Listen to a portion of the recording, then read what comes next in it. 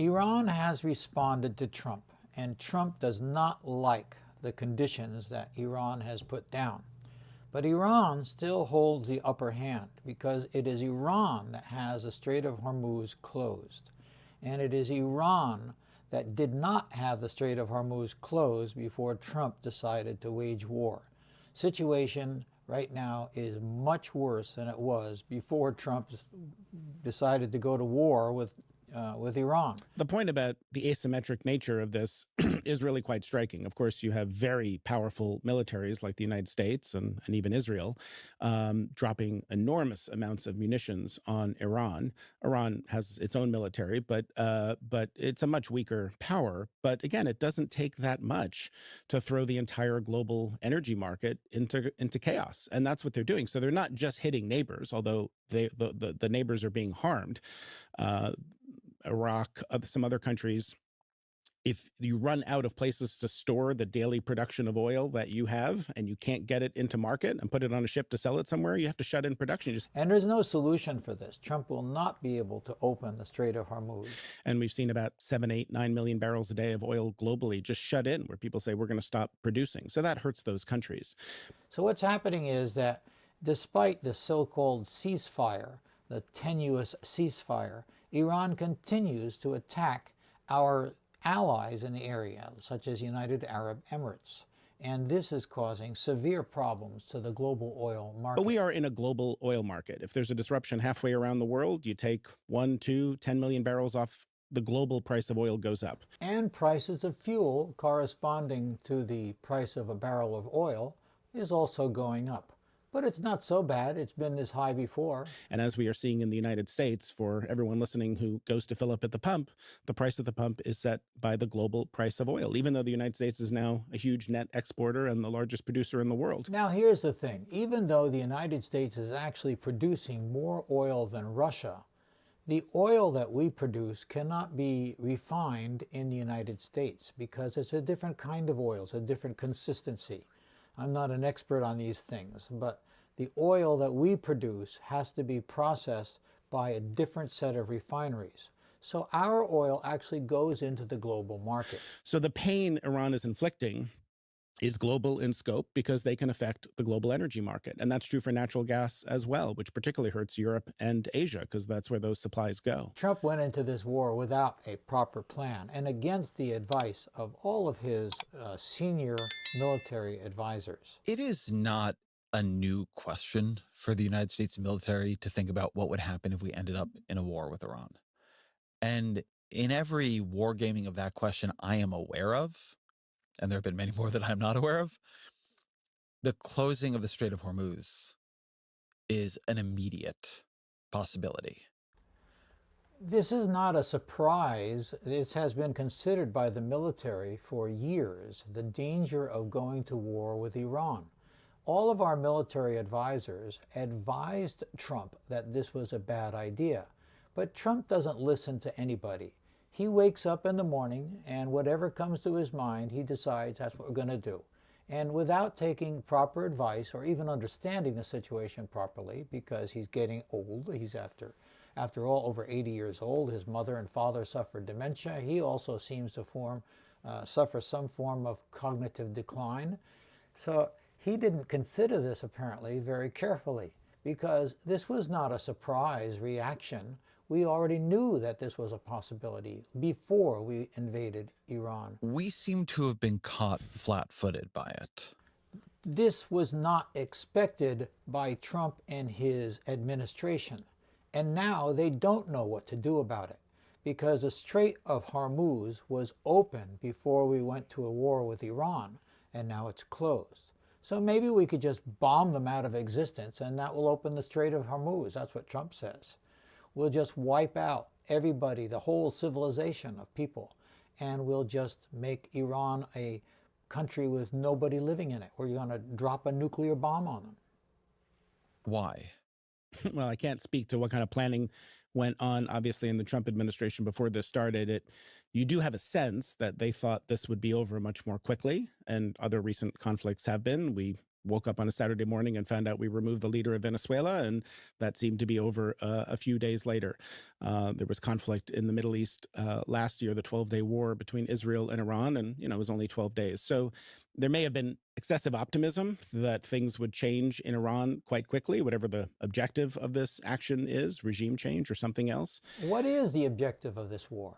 Is it just that because Trump said that Iran was on the verge of having a nuclear weapon?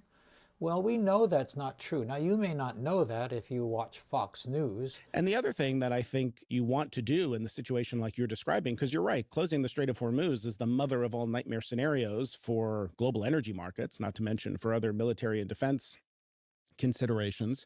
You want to pursue an effort that might result in that with allies and in cooperation with other countries. This is Trump's war. It's not NATO's war. It was not necessary for us to go to war. It was a disaster for us to go to war with Iran. All of the experts say that. And Trump went into it after saying that he didn't support NATO, criticizing all of the NATO representatives, all of the NATO nations, after criticizing them, talking about withdrawing from NATO. Then all of a sudden, Trump goes to war completely independently of NATO. And then when he gets in trouble, when he gets in a quagmire, he asks for help. Obviously, other countries did not know this was coming. We didn't know it was coming because Trump didn't consult with any of his NATO allies. He didn't even tell anybody that he was going to do this. And he didn't ask anybody if this was a good idea, which they would have told him it was not. To the extent where the President of the United States is now taking to social media to ask both adversaries and allies alike, send your warships to the region and help reopen the strait because you need that oil just as much as we do. And most countries are saying, no thanks, this is not a problem of our making. He just went to war without understanding that the potential of the nightmare of Iran closing the Strait of Hormuz did not occur to them. It did not occur to them that Iran has more means to control the Strait of Hormuz than we may have understood in the beginning. What makes it hard for the U.S. to reopen the strait by itself? Urza Klein has just asked the correct question. Why don't we just do it ourselves? We'll send in our ships like Trump's plan was, or Trump said that he was going to do. In Project Freedom, we're going to escort all these ships out of the Strait of Hormuz. And one day later, he called off Project Freedom. Just hours after the Pentagon said Project Freedom had started, the president said that he was pressing pause. The president announced on True Social on Tuesday that the U.S. won't be helping ships move through the Strait of Hormuz, at least not right now, he says. So why? Why is it so difficult for us to do it? Why don't we just escort all the ships through? Well, again, those are probably questions for military experts even more. But like I said a moment ago, it doesn't take a lot to create a risk perception. You just have to hit one every couple of days or every week or two to create a fear about going through the strait. About 2,000 ships are currently held up because of the Strait of Hormuz problem. The announcement comes after the president's top diplomat and top military brass briefed members of the media defending the mission to secure a safe passage of ships blocked in the crucial waterway. As a result of Iran's indiscriminate attacks across the region, there are currently 22,500 mariners embarked on more than 1,550 commercial vessels trapped in the Arabian Gulf, unable to transit. They're isolated, they're starving, they're vulnerable. And at least 10 sailors have already died. 2,000 ships, cargo ships, ships with oil, ships with supply, ships with fertilizer, and 2,000 ships. And these ships are afraid to go through the strait. And there are so many tankers, and it's not that hard with drone technology, with small little boats that can race out to a tanker. You could probably protect a couple of warships or a couple of vessels that need to transit. But if you're talking about dozens or even 100 or so tankers a day, it's just hard to protect all of them from any risk. And now we have a problem because the strait is closed. And as long as Trump is taking the attitude that he is, Iran has no intention of allowing any ships that are going to the United States or its allies to continue. This is a problem. and this is going to drive the price of oil way up. Insurance has been canceled for a lot of these tankers, so they're not going to go through unless they're insured, and they're not willing to put these huge cargoes at risk. It is easy to think that we can just surround a boat with U.S. ships, but 2,000 ships? Are we going to escort 2,000 ships through the strait and guarantee that none of them could be struck by a drone or any other boat that comes running out from the shore very quickly? Insurance has been canceled for a lot of these tankers, so they're not going to go through unless they're insured, and they're not willing to put these huge cargoes at risk. Look, friends, for that reason, the Strait of Hormuz will not be opening anytime soon. As long as Donald Trump and Iran can't agree on the same thing, the strait will remain closed because Iran holds the upper hand in this. After all, Iran is the one that's holding the strait a hostage, which it wasn't doing before Trump waged this unnecessary and ill-advised war. Now he's got us into a pickle. Not just the United States. The entire world is losing a huge amount of fertilizer and oil, and the price of the barrel of oil will have to go up. It will have to be priced in such a way to account for the loss of all the barrels of oil that are not coming through the Strait of Hormuz. Donald Trump is having an awful morning. More catastrophic news with the latest inflation reports, and sadly, this reflects the suffering that Donald Trump is inflicting on the American people. The April CPI inflation report just came out. Inflation now officially rising to 3.8%. That's its highest level since May of 2023. Core CPI inflation rose to 2.8%.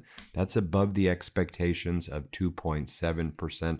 As the Kobayashi letter explains, we are now experiencing post-pandemic inflation levels. Post-pandemic inflation levels.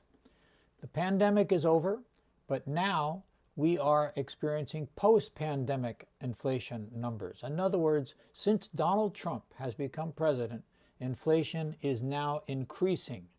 And this puts us in a very bad situation. Trump wants to have the Feds lower the interest rates, but with inflation rising, the Feds are likely to raise the interest rates. Also, Trump has this plan that we will lower the gas prices by reducing or eliminating the federal gasoline tax. Well, that's a good idea. Where is the federal government going to get money to repair roads and build bridges and things like that? Nowhere.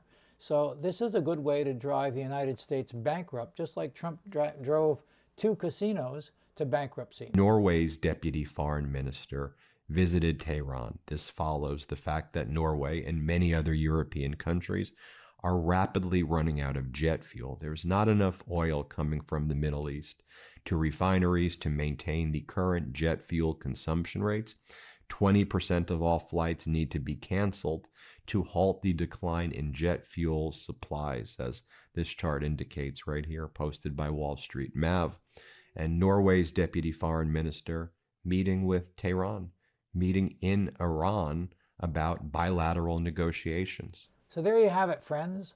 That's our situation at present. It doesn't look good for the United States. It doesn't look good for the world economy. And it's all because of our wonderful president, Donald J. Trump.